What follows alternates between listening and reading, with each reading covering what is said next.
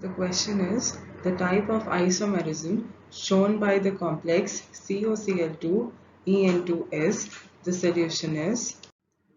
Now the given compound has the coordination number as 6 and this compound has an octahedral geometry.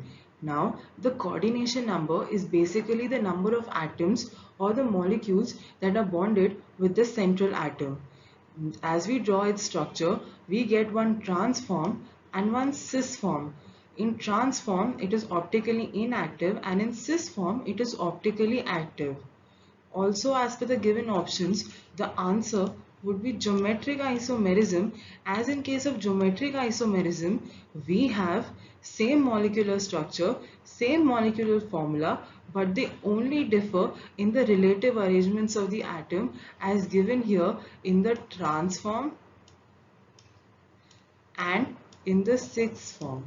Therefore, the answer is option 1.